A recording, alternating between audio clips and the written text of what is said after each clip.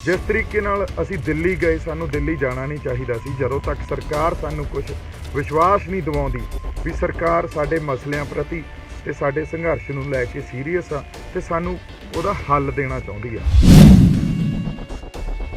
अज तक तुसीं मेरियां लत्तां खिचदे रहे पर मैं हमेशा ही ये कहंदा रहा मैं तुहाडे नाल आ ते अज भी नाल आ। तुसीं किसान आगू असीं तुहाडे नाल लगदे हां, चलो लो लगो अगे। सानू देखो संघर्ष नूं किसी होर पासे ना लैके जाइए, संघर्ष असीं जित सकते हैं, जित साडी होऊ, सानू किते जाण दी जरूरत नहीं, दिल्ली इत्थे आऊ। एक गल होर आ, जदों 7 जाने एक कमेटी बना के गए उन्होंने सत्ता नूं नहीं खरीदना, उन्होंने इंडिविजुअल्स नूं अटैक करना, एक एक बंदे नूं खरीदना। क्योंकि जदों सरकार दीयां नीतियां नूं नहीं असीं समझांगे, उन्हां दी मानसिकता उन्हां दी तासीर नहीं समझांगे, इंडियन स्टेट नाल लड़ रहे हैं, खाला जी दा वाड़ा नहीं आ। तो मेरी बेनती आ रल मिल के इकट्ठे लड़िए, एक दूजे दीयां लत्तां ना खिच्चीए। तुसीं प्रोग्राम दिओ शंभू मोर्चे तो असीं वो प्रोग्राम लागू करते हैं, तुहाडे नाल आ। पर जे तुसीं आई चलोगे, हजे तक तो तुसीं मेरे खिलाफ बोले हो, जे मैं बोलन लग गया कपड़े फाड़न लग गया। सत श्री अकाल जी, मैं आस करदा तुसीं तंदुरुस्त होवोगे, ठीक ठाक होवोगे। तुहाडे रूबरू इस करके होया क्योंकि पंजाब ते असीं एक संघर्ष लड़ रहे हैं, एक लड़ाई लड़ रहे हैं। हुण इस गल नूं समझना बड़ा जरूरी आ, सारे वरतारे नूं समझना जरूरी है, चल की रहा। कल साडे आगू किसान जथेबंदियां दे आगू एक टीम बना के दिल्ली गए सरकार नाल गल करन वास्ते। हुण गल ये आ भी असीं लड़ाई तो लड़ रहे हैं, कोई भी संघर्ष या कोई भी लड़ाई जितण दी उम्मीद ते भावना नाल लड़ी जाती है। उस ये गल भी बड़ी जरूरी हुंदी है उस भावना च भी साडी जिहड़ी साडे आगू आ या साडी लीडरशिप आ, उन्हां दी सूझ-बूझ ते उन्हां च परपक्कता ते मैच्योरिटी किन्नी का, कि वो दुश्मन दीयां चालां नूं, दुश्मन दी मानसिकता नूं या दुश्मन दी तासीर नूं समझदे आ कि नहीं, ते किन्नी क परपक्क तरीके च समझदे आ। ये गल समझनी बहुत जरूरी आ। क्यों मैं ये गल कर रहा, असीं लामबंदी कर ली पर जिस तरीके नाल पहला मैं ये गल ये रिएक्शन आ कल वाली जिहड़ी घटना हुई उहदा, जिस तरीके नाल असीं दिल्ली गए सानू दिल्ली जाना नहीं चाहिए सी जदों तक सरकार सानू कुछ विश्वास नहीं दिवाउंदी भी सरकार साडे मसलियां प्रति ते साडे संघर्ष नूं लैके सीरीयस आ ते सानू उहदा हल देना चाहुंदी आ। सो जे चले भी गए तो असीं एक बहुत वधिया मौका जदों उत्थे जाके बैठ ही गए, उदों बाद एक बहुत वधिया मौका आपदे हत्थों गवाता। किवें गवाता? जदों सरकार दे नुमाइंदे साडे सामने बैठे आ तो सानू उन्हां नूं पोलीटिकल डिप्लोमेसी च हराउणा चाहिदा सी। उत्थे ही सानू गलबात विढ़नी चाहिदी सी। गलबात करन वास्ते टेबल टॉक करन वास्ते या जदों पोलीटिकल डिप्लोमेसी शुरू हुंदी आ उदों प्रैपरेशन बहुत जरूरी आ।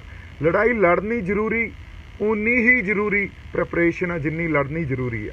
सो मैं किसान जथेबंदियां नूं एक बेनती करदा, हथ जोड़ के बेनती करदा भी संघर्ष दा अगड़ा पड़ाव शुरू हो गया, असीं रल मिल के लड़िए। अज तक तुसीं मेरियां लत्तां खिचदे रहे पर मैं हमेशा ही ये कहंदा रहा मैं तुहाडे नाल आ ते अज भी नाल आ।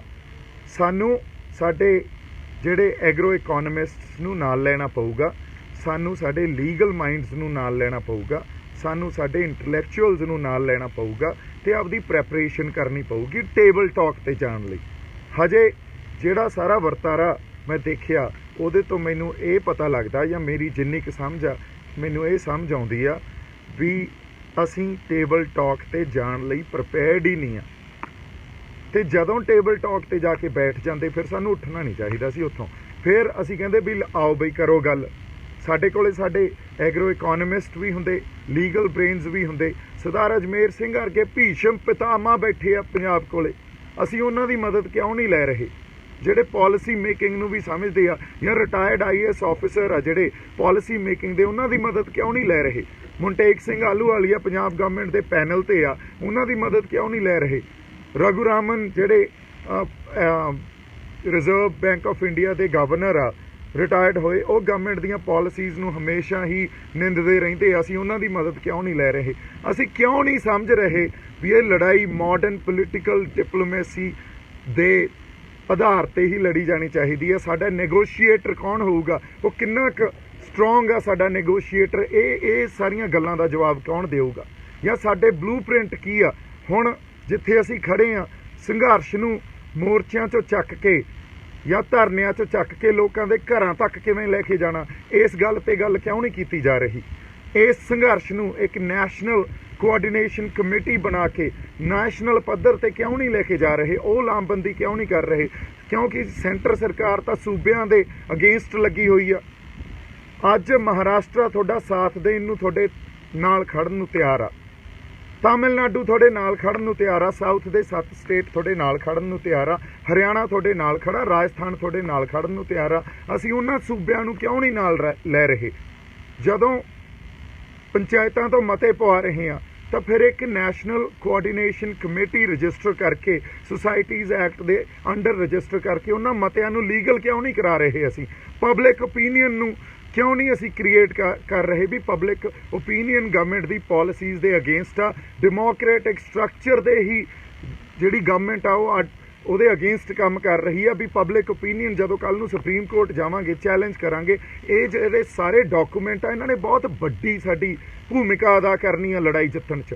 ਸੋ ਕਿਉਂ ਨਹੀਂ ਸਿਰ ਜੋੜ ਕੇ ਬੈਠ ਰਹੇ? ਅਸੀਂ ਕਿਉਂ ਲੱਤਾਂ ਖਿੱਚ ਰਹੇ ਹਾਂ? ਹਜੇ ਤੱਕ ਤਾਂ ਮੈਂ ਕਿਸਾਨ ਯੂਨੀਅਨ ਜਾਂ ਉਹਨਾਂ ਦੇ ਆਗੂਆਂ ਦੇ ਅਗੇਂਸਟ ਨਹੀਂ ਬੋਲਿਆ ਸੀ, ਹੁਣ ਵੀ ਨਹੀਂ ਬੋਲਦਾ। ਤੁਸੀਂ ਪ੍ਰੋਗਰਾਮ ਦਿਓ, ਅਸੀਂ ਉਸ ਪ੍ਰੋਗਰਾਮ ਦੇ ਅਕੋਰਡਿੰਗਲੀ ਚੱਲਾਂਗੇ, ਪਰ ਉਹ ਪ੍ਰੋਗਰਾਮ ਤਾਂ ਸਿਰ ਜੋੜ ਕੇ ਬੈਠੀਏ, ਉਹਦੇ ਤੇ ਸੰਵਾਦ ਤਾਂ ਹੋਵੇ ਤਾਂ ਫਿਰ। ਸੋ ਮੈਂ ਜਿਹੜੀ ਗੱਲ ਕਹਿ ਰਿਹਾ ਸੀ, ਜਿਹੜਾ ਪ੍ਰੋਗਰਾਮ ਉਹਦੇ ਤੇ ਸੰਵਾਦ ਹੋਵੇ, ਇੱਕ ਪ੍ਰੋਗਰਾਮ ਸਾਂਝੇ ਤੌਰ ਤੇ ਮਿਥੀਏ। ਇਹ ਆਗੂਆਂ ਦੀ ਲੜਾਈ ਆ ਕਿ ਕਿਸਾਨਾਂ ਦੀ ਲੜਾਈ ਆ? ਆਗੂਆਂ ਦੀ ਲੜਾਈ ਆ ਕਿ ਲੋਕਾਂ ਦੀ ਲੜਾਈ ਆ? ਸੋ ਮੇਰੀ ਤਾਂ ਹੱਥ ਜੋੜ ਕੇ ਬੇਨਤੀ ਆ ਸਾਰੀ ਕਿਸਾਨ ਜਥੇਬੰਦੀਆਂ ਨੂੰ, ਤੁਸੀਂ ਵਧੀਆ ਕੰਮ ਕਰ ਰਹੇ ਹੋ, ਪਰ ਮਾਡਰਨ ਜਿਹੜੀ ਅੱਜ ਦੀ ਤੁਸੀਂ ਇਹ ਕਹਿ ਲਓ ਪੋਲੀਟੀਕਲ ਸਿਚੁਏਸ਼ਨ ਆ ਜਾਂ ਸਾਰੀ ਜੀਓ ਪੋਲੀਟਿਕਸ ਆ, ਉੱਥੇ ਕੰਮ ਕਿਵੇਂ ਕਰਨਾ, ਕਾਰਪੋਰੇਟਸ ਕਿਵੇਂ ਕੰਮ ਕਰ ਰਹੇ ਆ, ਸਰਕਾਰ ਦੀ ਪਾਲਿਸੀ ਮੇਕਿੰਗ ਕੀ ਆ? ਸਰਕਾਰ ਕੋਲੇ ਪਾਲਿਸੀ ਮੇਕਰਸ ਬੈਠੇ ਆ, ਉਹਨਾਂ ਦੇ ਥਿੰਕ ਟੈਂਕਸ ਬੈਠੇ ਆ। ਸਾਡੇ ਕੋਲੇ ਕੌਣ ਆ? ਸਾਡੀ ਟੀਮ ਕਿਹੜੀ ਆ? ਕਿਉਂਕਿ ਇਨ ਦੀ ਐਂਡ ਟੀਮ ਨੇ ਹੀ ਲੜਨਾ।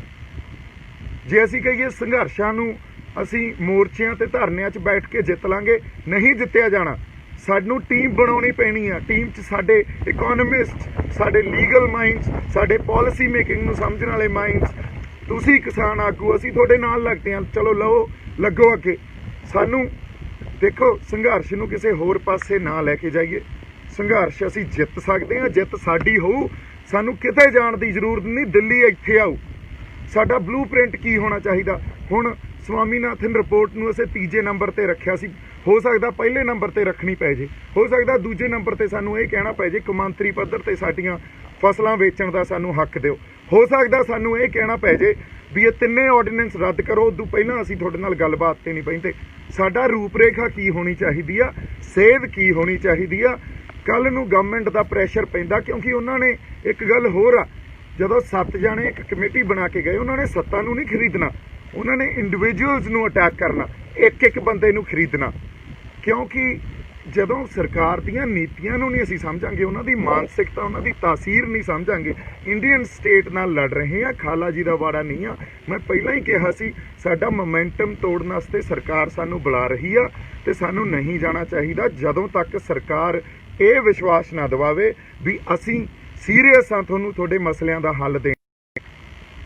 ਤੇ ਮੇਰੀ ਬੇਨਤੀ ਆ, ਰਲ ਮਿਲ ਕੇ ਇਕੱਠੇ ਲੜੀਏ, ਇੱਕ ਦੂਜੇ ਦੀਆਂ ਲੱਤਾਂ ਨਾ ਖਿੱਚੀਏ। ਤੁਸੀਂ ਪ੍ਰੋਗਰਾਮ ਦਿਓ, ਸ਼ੰਭੂ ਮੋਰਚੇ ਤੋਂ ਅਸੀਂ ਉਹ ਪ੍ਰੋਗਰਾਮ ਲਾਗੂ ਕਰਦੇ ਹਾਂ, ਤੁਹਾਡੇ ਨਾਲ ਆ। ਪਰ ਜੇ ਤੁਸੀਂ ਆਈ ਚੱਲੋਗੇ, ਹਜੇ ਤੱਕ ਤਾਂ ਤੁਸੀਂ ਮੇਰੇ ਖਿਲਾਫ ਬੋਲੇ ਹੋ, ਜੇ ਮੈਂ ਬੋਲਣ ਲੱਗ ਗਿਆ, ਕੱਪੜੇ ਫਾੜਨ ਲੱਗ ਗਿਆ, ਫਿਰ ਉਹ ਹੁੰਦਾ ਤਾਰਪੀੜੋ ਸੰਘਰਸ਼ ਨੂੰ ਕਰਨਾ। ਮੈਂ ਉਦੋਂ ਦਾ ਕਹਿ ਰਿਹਾ, ਅਸੀਂ ਇਕੱਠੇ ਹਾਂ ਜੀ। ਸਾਡੀ ਪੰਚਾਇਤ ਆ ਇੱਕ, ਉਸ ਪੰਚਾਇਤ ਨੂੰ ਜਿਹੜੇ ਸਾਡੇ ਥਿੰਕ ਟੈਂਕਸ ਆ ਉਹਨਾਂ ਨੂੰ ਨਾਲ ਬਿਠਾਓ, ਤੁਹਾਨੂੰ ਅੱਗੇ ਲਾਉਣੇ ਆ ਕਿਸਾਨ ਜਥੇਬੰਦੀਆਂ ਨੂੰ। ਦੇਖੋ, ਤੁਸੀਂ ਬੜੇ ਸੰਘਰਸ਼ ਲੜੇ ਆ, 50-50, 70-70 ਸਾਲ ਹੋ ਗਏ। ਉਹ ਸੰਘਰਸ਼ਾਂ ਨੇ ਸਾਨੂੰ ਸਿਸਟਮ ਕੀ ਦਿੱਤਾ?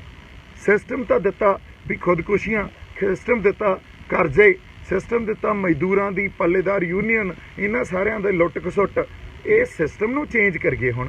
ਕਿਵੇਂ ਨਾ ਕਿਵੇਂ ਆਪਾਂ ਆਪਸੀ ਵਖਰੇਵੇਂ ਬਾਅਦ 'ਚ ਨਜਿੱਠ ਲਾਂਗੇ। ਮਕਸਦ ਤਾਂ ਇੱਕ ਹੈ ਨਾ, ਦਿੱਲੀ ਨਾਲ ਲੜਾਈ ਲੜਨਾ। ਸੋ ਉਸ ਮਕਸਦ ਤੇ ਰਹੀਏ। ਮੇਰੀ ਅਰਦਾਸ ਵੀ ਆ ਸੰਗਤ ਨੂੰ ਤੇ ਮੇਰੀ ਕਿਸਾਨ ਯੂਨੀਅਨ ਨੂੰ ਬੇਨਤੀ ਆ ਵੀ ਆਪਾਂ ਇਕੱਠੇ ਰਲ ਮਿਲ ਕੇ ਇੱਕ ਪਰਪੱਕ ਤੌਰ ਤੇ ਇੱਕ ਟੀਮ ਬਣਾ ਕੇ ਇਸ ਸੰਘਰਸ਼ ਨੂੰ ਲੜੀਏ। ਸਾਨੂੰ ਬੜੀ ਉਸ ਟੀਮ ਦੀ ਜ਼ਰੂਰਤ ਆ, ਸਾਨੂੰ ਪ੍ਰੈਪਰੇਸ਼ਨ ਦੀ ਜ਼ਰੂਰਤ ਆ। ਜੇ ਸਾਡੀ ਪ੍ਰੈਪਰੇਸ਼ਨ ਨਹੀਂ ਹੋਊਗੀ ਤੇ ਅਸੀਂ ਟੇਬਲ ਟਾਕ 'ਚ ਜਾ ਕੇ ਹਾਰ ਜਾਵਾਂਗੇ। ਸਾਨੂੰ ਨੈਗੋਸ਼ੀਏਟਰਸ ਨੂੰ ਆਪਦਿਆਂ ਨੂੰ ਸਟਰੋਂਗ ਕਰਨ ਦੀ ਜ਼ਰੂਰਤ ਆ। ਸਾਡੇ ਨੈਗੋਸ਼ੀਏਟਰ ਕੌਣ ਹੋਣਗੇ ਇਹ ਵੀ ਡਿਸਾਈਡ ਕਰਨ ਦੀ ਜ਼ਰੂਰਤ ਆ। ਇੰਨੀਆਂ ਕੁ ਗੱਲਾਂ ਮੈਂ ਤੁਹਾਡੇ ਨਾਲ ਕਰਨੀਆਂ ਸੀ। ਮੇਰੇ ਵੱਲੋਂ ਬਹੁਤ ਸਾਰਾ ਪਿਆਰ ਤੇ ਸਤਿਕਾਰ। ਜਿਉਂਦੇ ਵਸਦੇ ਰਹੋ। ਸਤਿ ਸ਼੍ਰੀ ਅਕਾਲ।